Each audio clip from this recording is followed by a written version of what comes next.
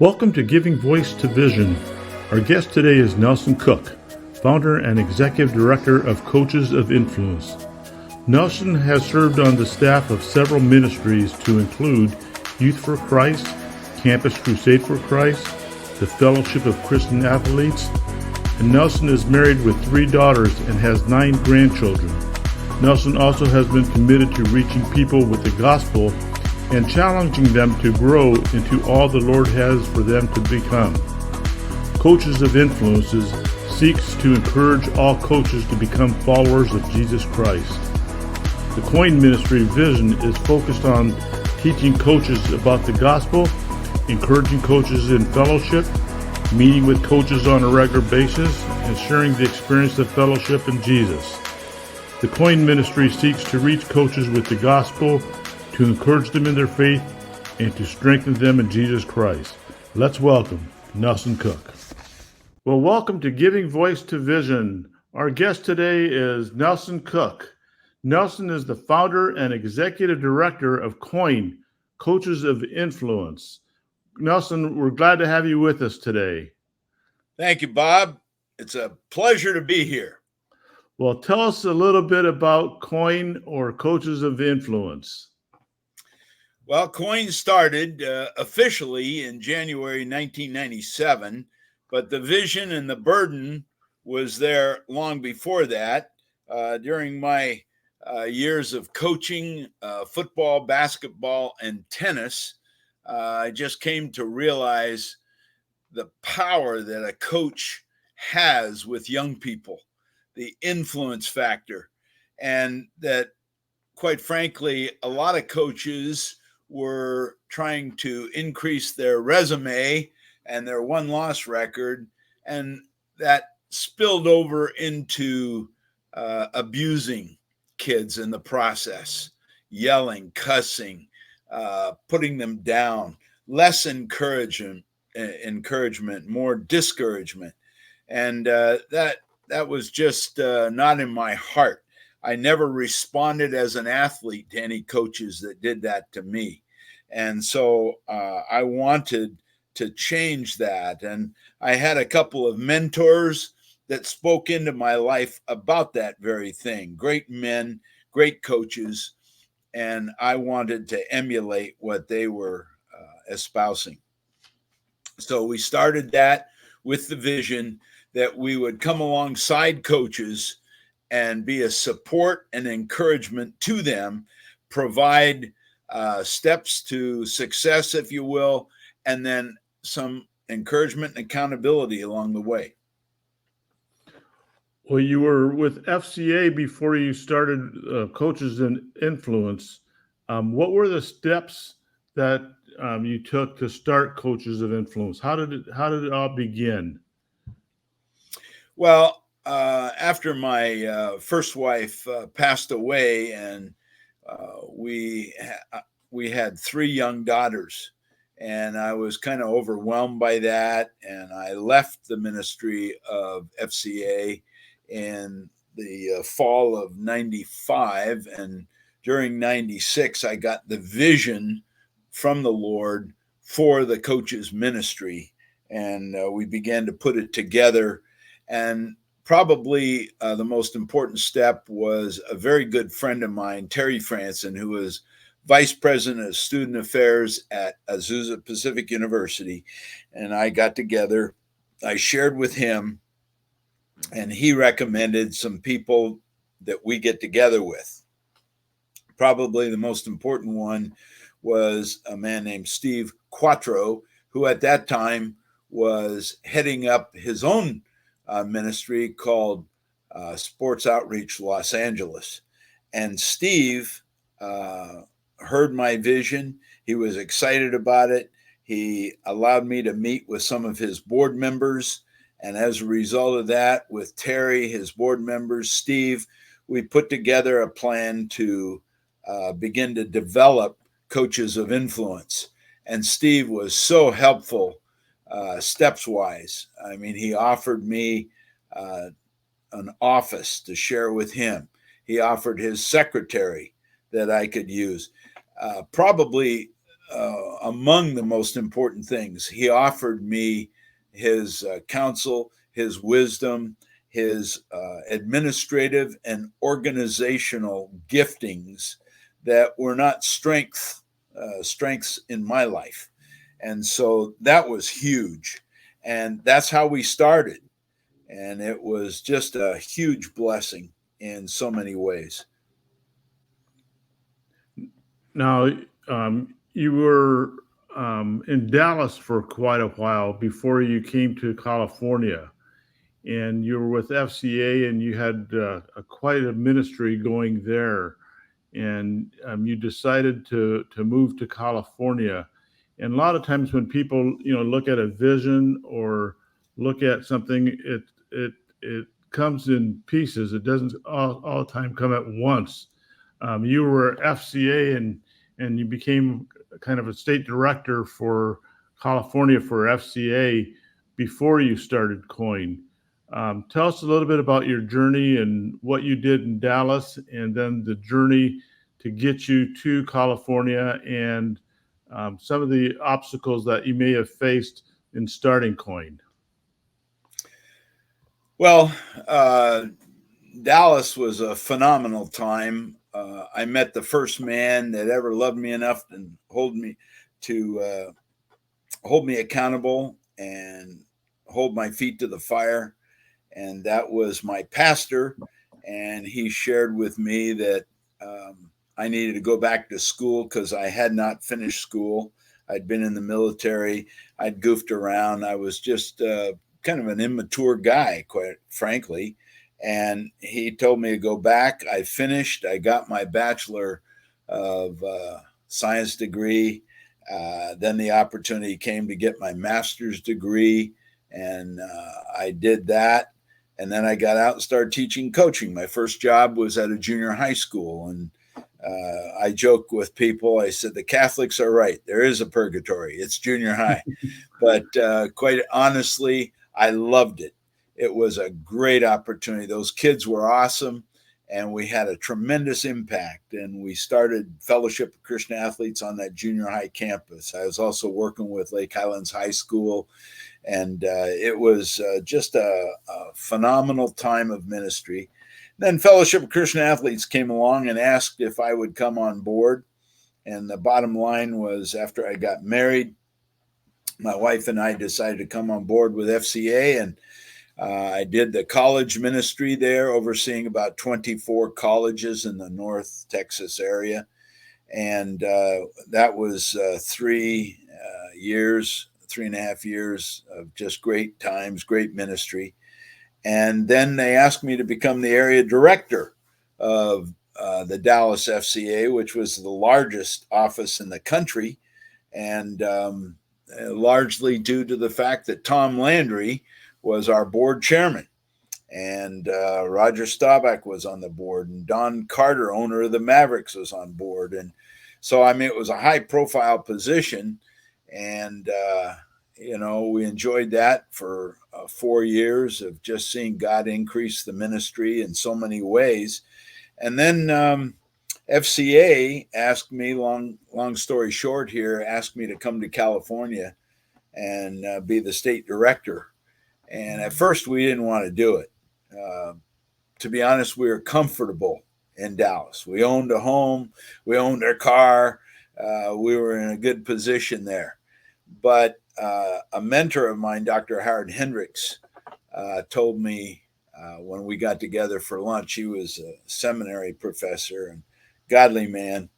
And he said, the thing that got me was, he said, Nelson, there comes a time in every man's life when he has to go in and kick the bear out of his cave. And I said, well, what does that mean? And he said, it means you take on something so big, only God can do it. And you kick out the comfort zones that you build around yourself. And I had those. And you kick out the spiritual props that are holding you up, that aren't really God holding you up. And I had those. And he said, you kick them all out and you walk with God alone by faith. And having walked with God that way, your life will never be the same. And boy, that challenged my heart. And My wife and I prayed about it, and God redirected and told us to come. And there wasn't much happening in California, and it was an overwhelming position. And we did that for from 87 to 95. And that's when my wife developed brain cancer, and we resigned from FCA. And I just, the obstacles were all along the way, quite frankly. When I need to back up just a bit and say, my wife felt, and she was a godly woman, she felt that God wanted us to come. And I said, well, I still was not sure. And I was not going, we had made decisions based on what God was telling her because she was a godly woman. But I said, we're not going to make that decision until God says to me to go, because I'm going to be the one out hitting the streets. And after about the third or fourth brick wall, that I hit, I'm going to say, oh man, I miss God. We're supposed to be back in Dallas. And so I said, I've got to really clearly hear from God. And the Lord did that. And, it was a faith step. It wasn't a golden road all lit up from Dallas to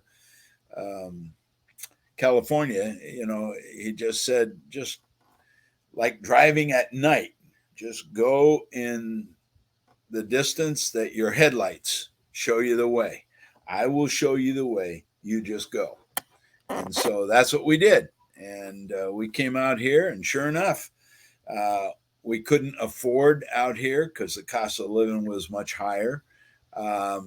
We were having a hard time finding a place to live because housing was at a specialty at that time. Just everything that was going against us. However, the Lord was for us, and he was paving the way. And so we learned a lot about walking with him and trusting. And my wife even said at one time, because she was a specialty woman in the hospitals there, and she had a high profile position that made a lot of money. She said, well, if we don't make it financially out there, we could live on what I make.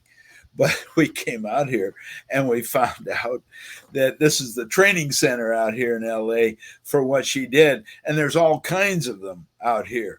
And so her value went from way up here to way down here on what she could make.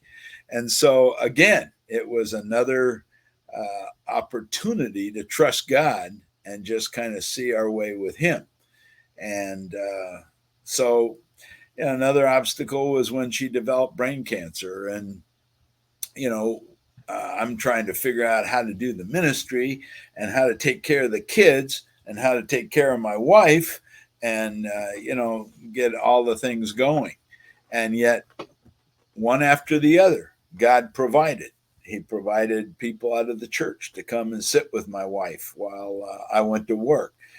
He provided a Christian school to give a scholarship because we didn't have that many shekels to take my two younger daughters into that Christian school and provide that way. And, the Lord just provided right and left. He provided groceries, he provided finances at key times.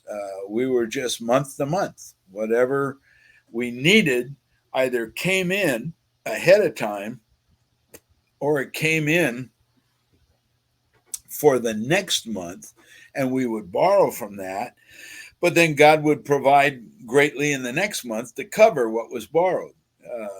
So it was just an interesting ride. And many times I kind of felt like I was in the boat and he was the captain of the boat, and I was supposed to just sit down there and watch, And so we had a lot of challenges.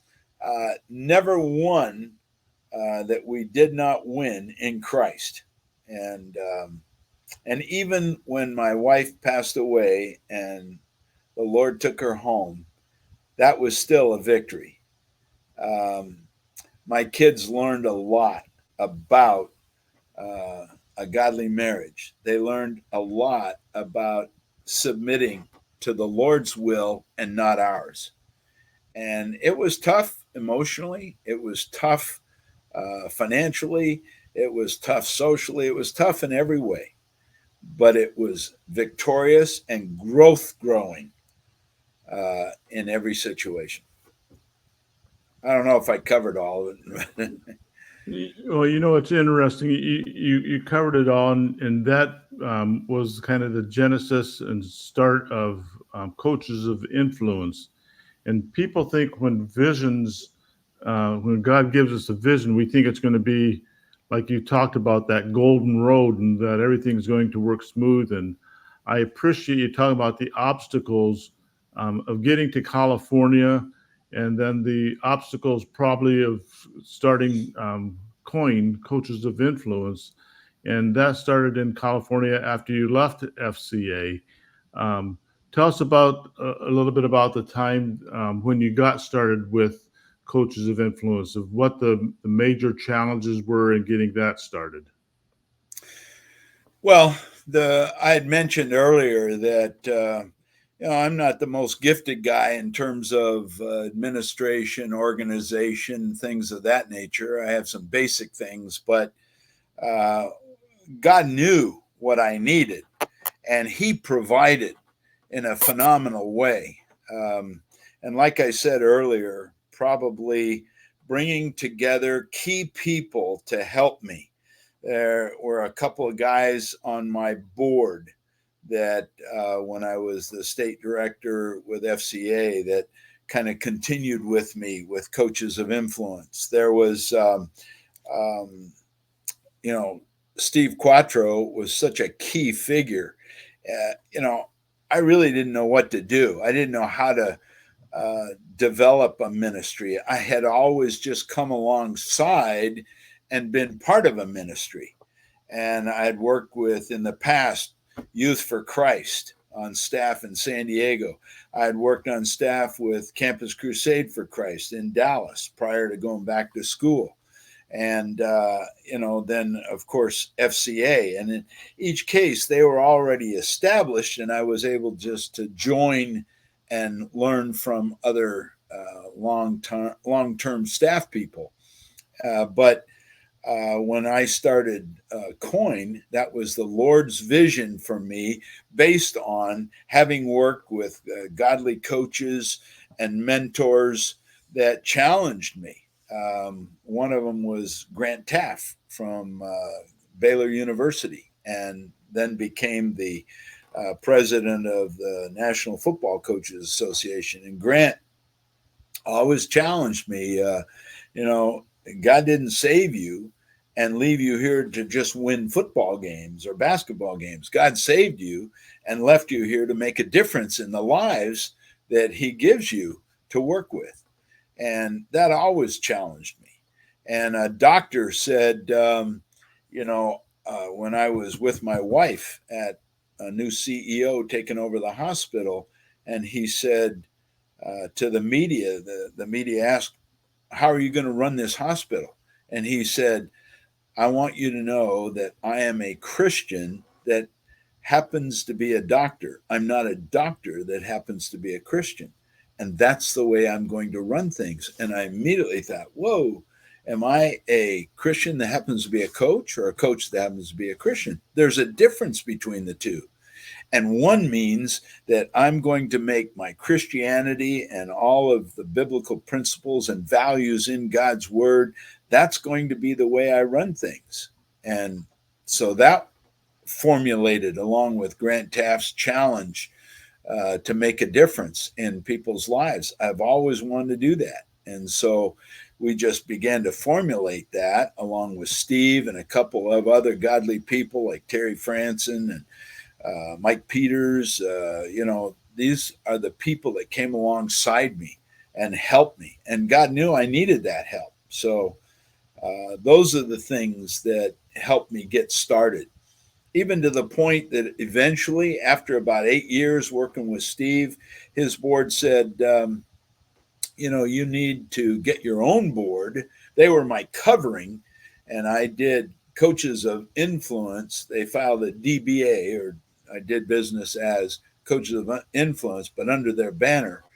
And then we did our own 501c3, and I was even helped there by a lawyer I didn't really know who came and did all that work developing the 501c3 at no cost to me. And of course, we were still, trying to make ends meet financially. But God, as God's word, or as a missionary said once, God's work done in God's way will never lack God's support. And he just proved that over and over again. Well, that's wonderful. Well, coaches of influence. Tell me kind of the vision and mission of coaches of influence, and describe to us the four pillars um, for us as far as what Coin or coaches of influence is involved in. Sure. Um, our mission is to reach coaches uh, in their personal, family, and professional lives. I'm sorry. Let me take that back.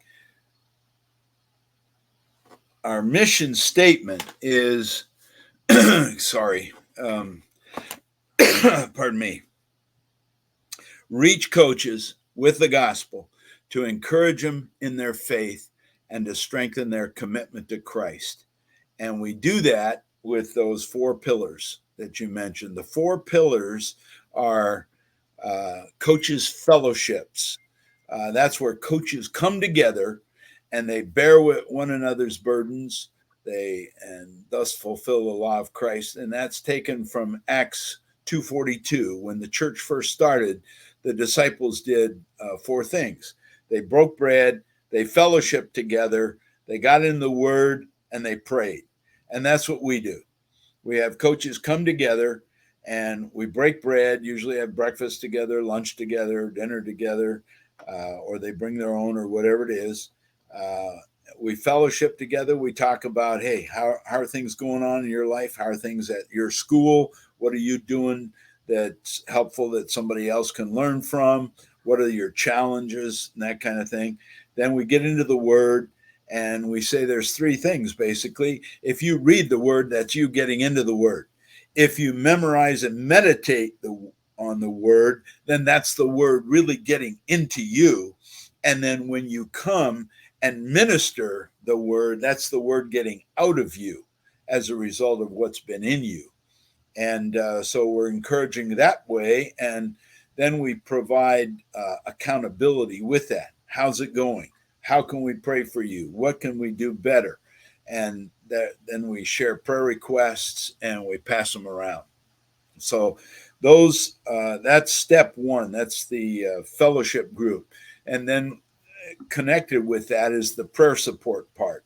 And we're kind of networking with either churches or other prayer ministries or people that don't really have a ministry in a church but want to come alongside. Maybe they coach their little league team or something like that.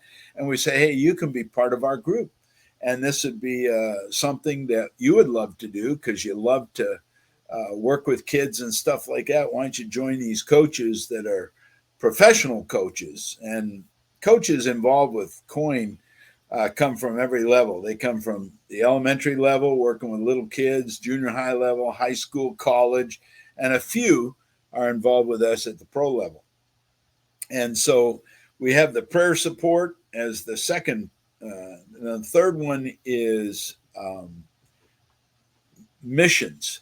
And what we do is we will utilize the giftings and talents of coaches to minister through local, national, or international venues to provide opportunities to teach people how to play the game, how to coach the game, but from a Christian perspective.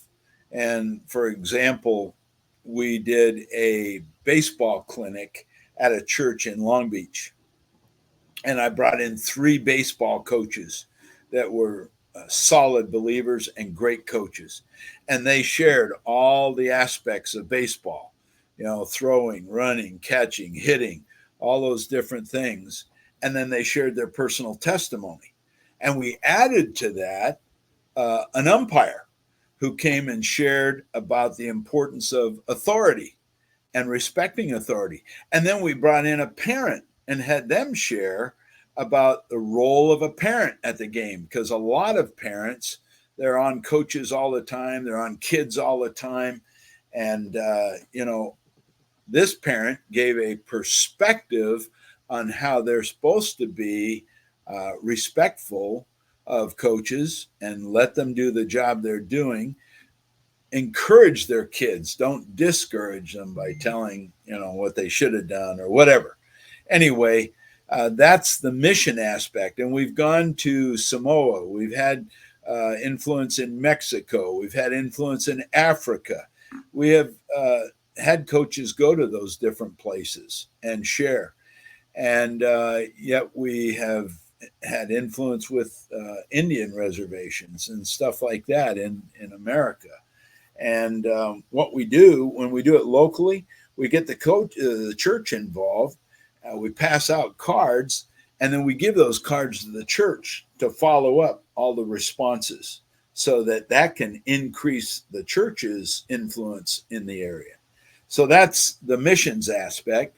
And then the last is special events. And the special events we do are all designed to be helpful to coaches and to the public, and make them aware of what we do, who we are, what we do, why we do it. And one special event, for example, is our Coach Spouse Honor Banquet. What we're doing is we're honoring coaches, Christian coaches, and their spouses. We say it's a dual thing. It's not the most important person is the coach and behind him is his spouse. No, we're saying they do it as a team, and we honor them. And so I try to get a big name person to come in to speak at the banquet, because that brings a lot of people in. We've had John Wooden, we've had Bobby. Oh my goodness, I'm going to forget his last name. Bobby Knight? No, Bobby from Florida State. Bowden. Bobby Bowden. Thank you. And Tom Osborne and Bill McCartney. And, these guys have come in. It's drawn a lot of people in, and they come in to hear them. But I try to get them there so they can meet and hear from these godly coaches that are making a difference in our schools with the kids. And so we do Coach Spouse Honor Banquet. We do a leaders retreat from time to time, where we get coaches out and their spouses, and we'll take on topics like how to maintain your intensity without losing your testimony, dealing with parents, tolerance versus intolerance, the culture war, how to share your faith without an argument. We do all these workshops, and we get coaches to teach them, and it's a great, great time. And sometimes it's small. It's attended by a few, 24, I think, is the lowest we've had. And the largest we've had is about 75. But, the issue is not the number. It's just the impact that we're having and the growth that we're having. And then we do a golf event to help our fundraising needs, because I'm not a great fundraiser, but God is. And he's been meeting our needs according to his riches in Jesus. And but we can always use, as God has grown us. At one time, it was just me, and it was Steve Quattro's secretary and his office and everything. Now it's me and an administrative assistant, and it's grown big enough that we have to have a bookkeeper now, and we have to have a person that's going to work our social media and our computer stuff and website. And now we've got a couple of staff. We've got a full-time staff guy in South Dakota. I wasn't looking to take it beyond where we were here, but God has his own plan. We've got coaches that have left here, that have gone to Arizona and gone to Washington State and gone to Idaho and gone to Oregon, that are looking at possibly starting something in their area. I don't know whether that'll happen. we're talking about it, and we'll see what God has in mind. But the most important thing is that in today's culture, coaches still have great influence. Things are crazy in schools today, and yet a godly coach that's walking in the power of the Holy Spirit and in wisdom, using his God-given wisdom to speak at the right time. We don't run into a public school and just say, you're going to hell if you don't trust Jesus Christ. No. It's just we use wisdom to ask questions, how people are doing, how kids are doing.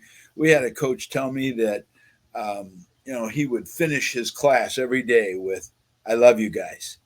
And finally, a student came up and after one of his classes and just say, why do you do that?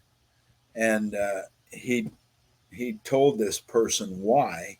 It was a young lady, and she had a horrific home life, and he had a tremendous opportunity to just be an encouragement to her and her situation. And, we've had people that have been abused that we've had to turn into the authorities, kids that have been abused by relatives or parents or whatever. I mean, the stories are endless, but the bottom line is we are in a key God-given position that God uses for his glory. Well, thank you for sharing that, Nelson. As we look at the future, do you have a vision for the future, or is it pretty much the four pillars, or do you have a dream or a vision for where you'd like to see the ministry go in the next 3 to 4 years? Yes, well, one of the things is, I'm not getting any younger, and maybe Noah and Abraham and Methuselah and those guys live for hundreds of years, but I don't think that's God's plan for me or any of us. So I have to factor in the fact that, I am getting older, and my first vision is my board has asked, how long do you plan to go and what's your exit strategy? And I said, well, right now, as I've been praying about it, I'm committed 3 to 5 years. And this was last year when I said it. So I guess now it'd be 2 to 4. And they said, well, what happens then? And I said, well, if we then, after 4 years, are where we are now, where my health is good, my passion is still there, God is continuing to meet our needs financially and otherwise, then I will have to evaluate what I will do at that point time-wise. Would I do another 3 to 5 years? Would I do 1 to 2 years? I don't know, but we'll jump that hurdle when we get there. But right now, the vision continues to be encouraging and strengthening coaches and providing more accountability. Because in our culture today, Bob, I would say maybe 90% of the Christian coaches I know have never shared their faith. And yet in Revelation, it says that two of the things that overcome the evil one, the blood of the Lamb, the word of our testimony. And so we're training now. We're training coaches to in 4 areas. Number one, putting their personal testimony together in 1 to 2 minutes, or a minute and a half, 2.5 minutes, so they can share briefly what their life was like before, what were the events leading up to them becoming a Christian, and what has Christ done in their life since. So we share that. Then we give them tools, and there are all kinds of tools out there. Billy Graham's was How to Have Peace with God. It's a little gospel tract. Same thing, FCA has More Than Winning. Campus Crusade has 4 Spiritual Laws. There are a bunch of tools out there. So we give them a variety of those and say, get familiar with one or two of them so that you not only can share your testimony, but when you have the opportunity, but you can share the gospel. And this is a simple way to share how a person can come into that personal relationship. And then the third thing, and this is critical for just about all of us, most people don't have any kind of transition. They're not thinking in terms of transitioning a conversation into a spiritual conversation. And I asked God to give me some. And it's amazing. The creator of the universe, the creator of us, he does it. It started off in church. A lady walks through my door and she said, and I'm ushering. And of course, I got my name tag there. And she looks at me and she says, Nelson, how are you? And, I looked at her, and you got to look them right in the eye, number one. Number two, you got to mean it. It's got to be in the heart, not just the head. And I just looked at her and I said, I am better now that I've met you. And she goes, whoa, gosh, I've never heard that, but that's pretty nice. And I said, well, isn't it about the big two? And she said, what are the big two? And I said, well, aren't I to love God with all my heart, soul, mind, and strength, and love my neighbor as myself? Are you my neighbor? And she looks at me and she goes, yeah, I am. Well, aren't I better now that I've met you? Yeah. And if the conversation goes that way, now this was in church, but I've done it in a supermarket, I've done it at the gas station, I've done it just walking in the way. If the conversation goes that way, I can go down to the point where I just say, may I share with you how someone loved me years ago and it changed my life? And if they say, yeah, boom, I get to share my testimony. And then I get to share the gospel. And, people respond when you are more interested in them. And like people will say a lot of times, have a good day, as you're leaving. And I'll turn back and I'll look at them and I'll say, it's already been a great day. And they say, really? And I say, yeah, I met you. And see, when you make it about them, it changes things.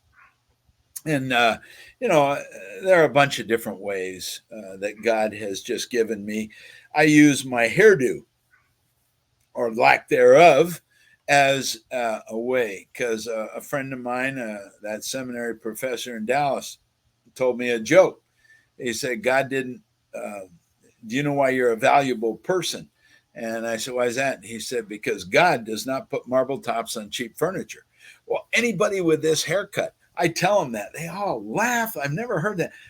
Or I'll tell their wives, do you know why you have a valuable man here? And it's just another way.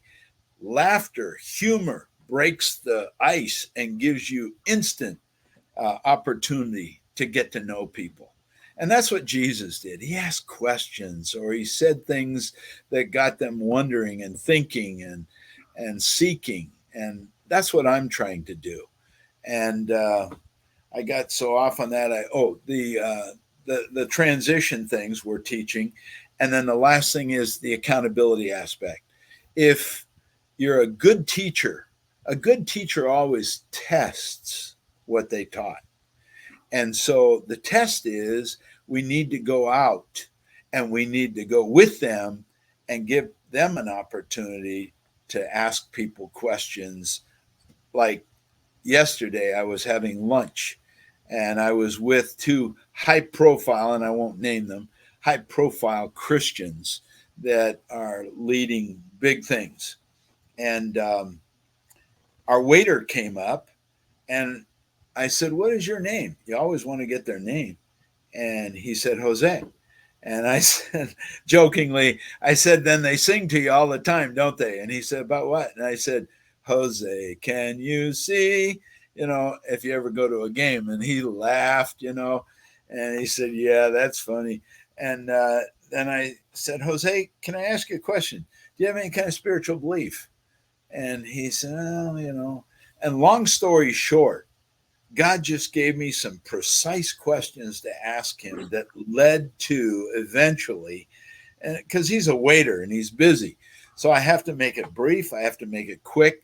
But I basically talked to him about the difference between God and holiness and perfection and sinfulness. And how do you bridge that gap? And I talked to him about how he did that. Then I gave him a gospel tract and said, hey, Jose, will you promise me you'll read this? Because we really care about you. And 2 or 3 times when he came back to the table to fill up water or whatever, I just say, now you're going to do that, right, Jose? And he said, absolutely, I will. Thank you very much, for checking on me. And excuse me. It's just opportunities God gives us right and left. And we want to challenge these coaches to use those opportunities, to fellow coaches, to fellow teachers, to students when the opportunity is right. Through FCA groups, my first FCA group, we met off campus so that the school couldn't say that what we could and could not do. That way we could do and say whatever we wanted because we met in homes. And so I think that answered the question, did it not? Yeah, I think you did, and you did a good job answering the question. I probably went too long. I've got a wrap-up question for you. What encouragement would you have for someone that has a vision? God's given them a vision, either through pain, that became a passion, or through just a dream that became a vision for something that could be, that doesn't exist. What advice would you have for them in adding value to others? Great question. My answers might seem to be simple, but there's depth to them. Number one, if God gives you a vision, where God guides, he does provide. He provides everything and anything you need to accomplish the vision he puts on your heart. He is the provider. If you walk out there and begin to think, well, I got to do this and I got to do that, then pretty soon the ministry and the vision is all yours and it's not God's. And pretty soon, Satan, in his subtle way, he gets you to think more highly of yourself than you ought to think.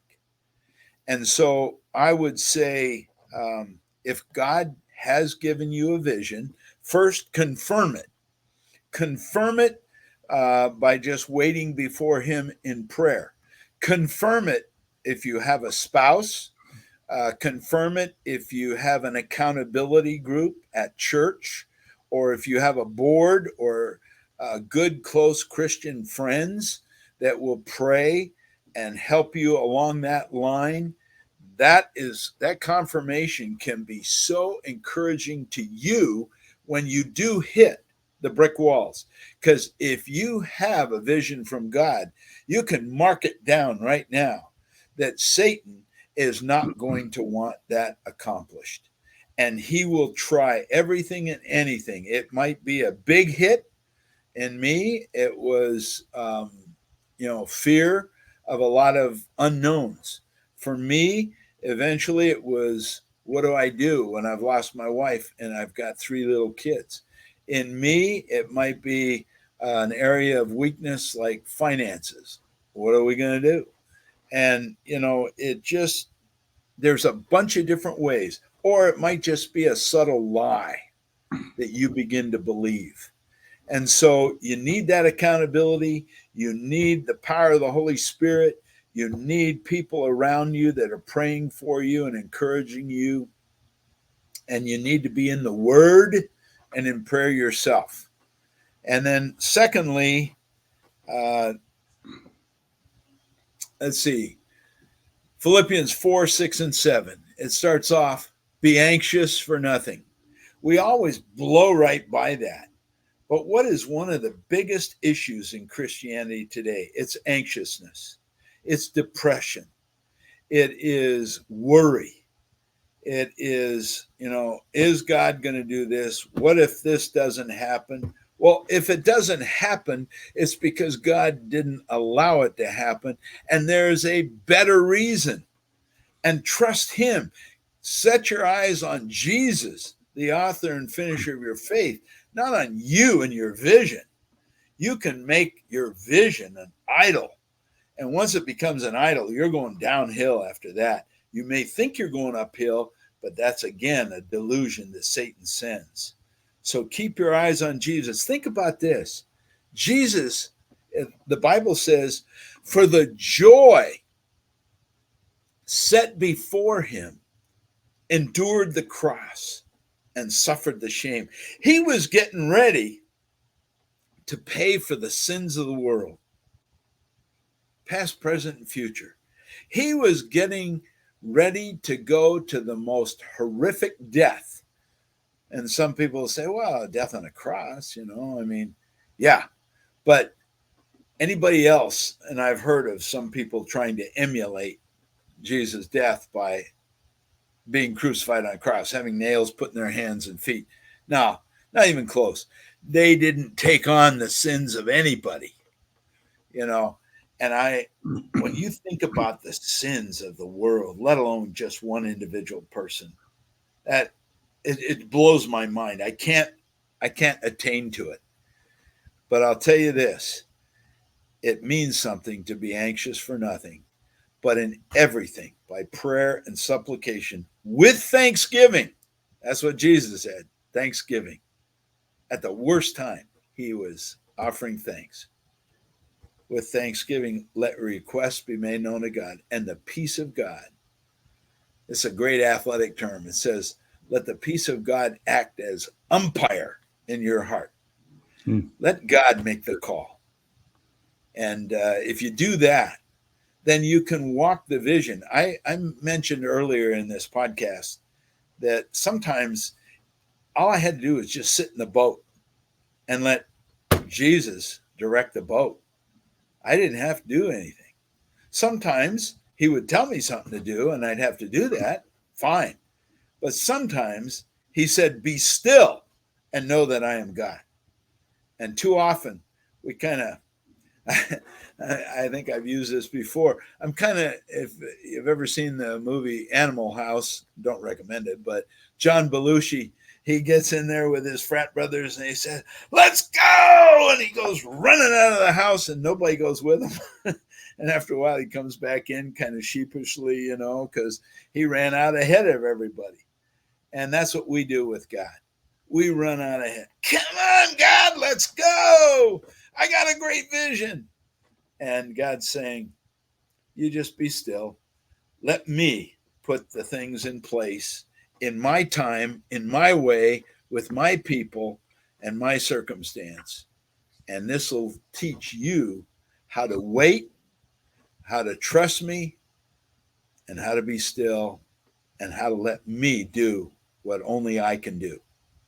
And I would give that as maybe the biggest advice. Relax, have a pickle. That's good. That's great. You shared a lot of your story and the story of Coin, and personally and professionally, as far as what's taken place along the way. And as we close, I'd like you to close and just share with our audience. They may be coaches, they may be ordinary people that don't have a vision or have a vision. They may be potential people to get involved in coaches of influence, but tell our audience how they can get involved in maybe the next steps for them to be part of coaches of influence. Sure. Thank you. Anybody can get involved. You can get involved, be a prayer partner.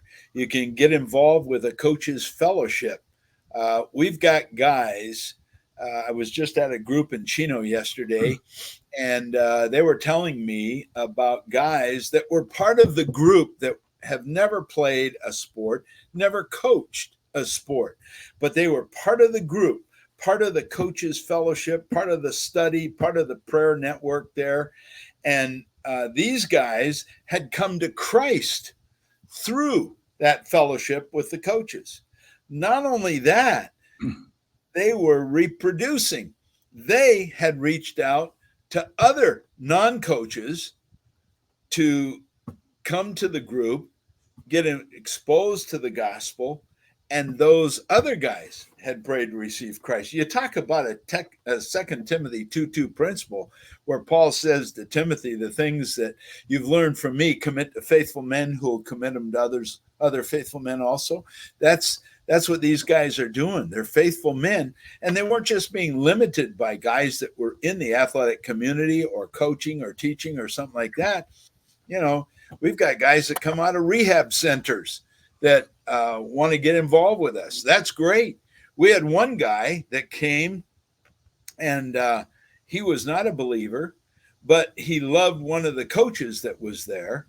And so he came faithfully to our meetings. Well, they gave him a job to do. You know what his job was? He was handing out pens. So when they handed out the sheets for guys to write down their prayer requests, he would hand out pens to them. And then he was diligent, and he was a great guy, but not a believer. He was diligent at making sure that everybody turned their pen back in when they were done. And just being exposed to these guys and the Bible study and these guys sharing their testimony of what God was doing in and through them. Like one of the coaches had led one of the waitresses to Christ. And he sees that, and my goodness. Well, long story short, this guy comes to Christ. And today, several years after he went to heaven, his wife still supports financially the ministry because of the impact it had on this guy's life and the change that she saw in him. As a result, he became a better husband, a better dad. And I had one of the wives of a coach that was part of our study just said, I'm so thankful because my husband being part of your study, he comes home and he's more attentive to me. He's more interested in me. He tells me encouraging things now. He didn't used to do that. And I mean, the impact is huge. And we're going to, Lord willing, and the timing and everything, we've got several coaches' wives that are interested in coming alongside and starting a coaches' wives ministry. And we've got a plan for that. And so you can get involved financially. You just email us at susan@coincoach.org and just tell us what you'd like to do. If you want to be connected with a coach, if you want to be connected with a coach's fellowship, if you want to get involved in a special event, there's room for everybody and anybody. And we don't turn anybody away because God has them there for a purpose. It's interesting. In our course, Living Your Life by Design, we tell people really God's purpose is to know God and to make him known. And you know God and you are making him known through coaches of influence. And I just applaud you for what you've done and what you're doing through coaches of influence and where he's taking you. And I just want to thank you for our time together today, Nelson. And we'll put your contact information on the podcast. So if people need to get a hold of you, they can get in touch with you. So thank you so much for this time today, for your blessing us with your presence, and God's given you a great purpose, and I just thank him for you. Thanks so much, Bob. And thank you for your longtime friendship and faithfulness to the gospel yourself. God bless you,